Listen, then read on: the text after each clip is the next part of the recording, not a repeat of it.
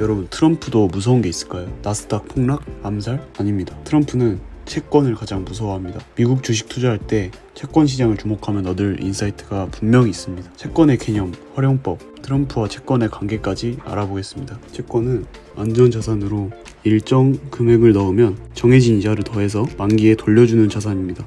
국채와 회사채로 나뉘며 이 둘의 차이를 스프레드라고 합니다. 여기 원금 1,000만 원으로 1년에 5%의 금리를 지급하는 10년 만기 채권이 있습니다. 만기 수익금은 1,500만 원이죠. 여기서 이 1,500만 원이라는 금액은 무조건 고정입니다. 발행하고 나서 시중금리가 상승해서 원래 채권의 매력도가 떨어지거나 발행 주체의 신뢰도가 하락하면 수요가 하락하겠죠. 그럼 가격이 하락하게 됩니다. 1,000만 원이던 채권은 900만 원이면 살 수 있게 됩니다. 그런데 1,500만 원이라는 만기 수익금은 고정이라고 그랬죠. 초기 1,000만 원에 대한 이자 수익인 50만 원, 50만 원을 900만 원으로 얻으려면 5.6%가 필요합니다. 이를 현행 수익률이라고 하고, 이 1,500만 원의 이 수익률을 900만 원으로 만들려면 1년 이자가 60만 원이 돼야 되죠.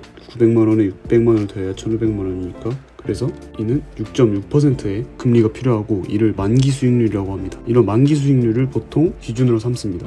그래서 채권의 가격이 떨어지면 이자를 더 줘야 되기 때문에 금리가 높아지고, 반대로 가격이 높아지면 금리는 이자를 덜 줘도 되기 때문에 금리가 떨어집니다. 반대로 갑니다. 실제로 미국 국채 10년 만기 미국 국채를 보면 채권의 가격이 올라갈 때 금리가 떨어지고, 가격이 떨어질 땐 금리가 올라갑니다. 그럼 이 채권은 주식시장에서 어떤 쓸모가 있을까요? 채권은 곧 시장의 분위기입니다. 이런 활용을 가능케 하는 것은 다름 아닌 미국의 금융시장에서 채권시장의 규모가 크기 때문입니다. 이 금융시장에서 채권 시장을 모두 합치면 주식시장보다 조금 더 큰 규모를 가지고 있습니다. 그리고 주식과 다르게 안전자산이기 때문에 담보로도 쓰이고 전 세계로 퍼져 있기 때문에 활용할 수 있습니다. 첫 번째는 주식시장에 직접 활용하는 것입니다. 보통 금리가 높으면 돈을 빌리기 힘들고 채권의 상대적인 매력도가 오르겠죠.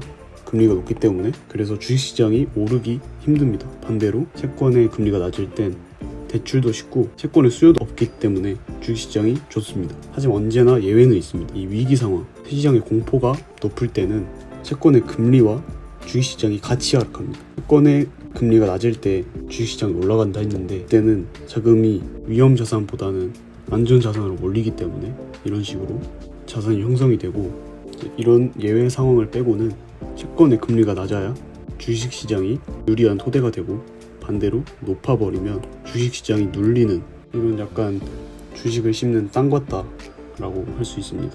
두 번째는 장단기 금리 차이로 경기 상황을 보는 것입니다. 일반적으로 장기 채권의 금리가 단기 채권의 금리보다는 높아야 될 것입니다. 기간에 대한 보답을 해야 하기 때문이죠. 그래서 둘을 뺐을 때 양수가 나와야 정상이죠. 얘가 커야 되니까. 둘의 차이가 0이거나 음수다, 이러면 비정상인 겁니다.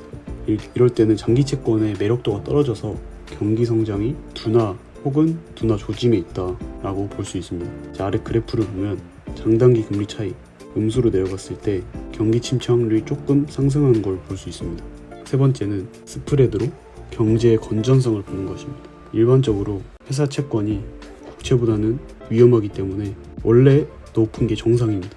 하지만 경제가 불안해지면 회사가 재무 상태가 안전하지 않다고 판단을 해서, 그럼 이 차이가 굉장히 커지게 되고, 이는 경기가 불안전하다 라고 볼 수 있습니다. 자, 이제 트럼프가 왜 채권을 무서워하는지 어느 정도 감이 오시죠? 채권의 가격이 떨어져서 금리가 높아지면 정부 차원의 이자 처리, 그리고 기업의 재정, 서민들의 주거 문제까지 심해지게 됩니다. 그리고 트럼프 개인적으로도 1,000억 넘게, 한화로 1,000억 넘게 채권을 소유하고 있으니까 채권 가격을 목숨 걸고 지켜야 됩니다. 이번 연도 4월의 사례를 보겠습니다. 이번 연도 4월에는 트럼프가 취임 이후에 관세 전쟁을 선포했는데요. 이는 국내외의 불안감을 높였습니다. 관세를 매기면 자꾸 물가가 오르고 무역에 차질이 생겨서 기업도 상황이 안 좋아집니다. 그래서 이러한 요인들로 인해서 다양한 주체가 국채를 팔아버리기 시작합니다. 국채를 팔아버리면 국채 가격이 떨어지기 때문에 금리가 폭등합니다. 그래서 4월 9일 트럼프는 항복 선언을 하게 됩니다.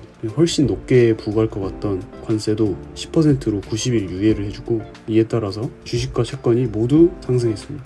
채권 가격이 상승했기 때문에 금리가 내려갔죠. 참고로 이때 나스닥이 12%가 올랐습니다. 지수가 12% 상승했습니다. 그 다음 날에는 미중 무역 갈등 불안이 심화되면서 다시 국채 금리가 치솟았고 또 다시 트럼프는 전자제품의 관세를 면제하면서 금리를 눌렀습니다. 자, 여기까지 트럼프도 무서워하는 채권 시장의 힘을 알아봤습니다. 감사합니다.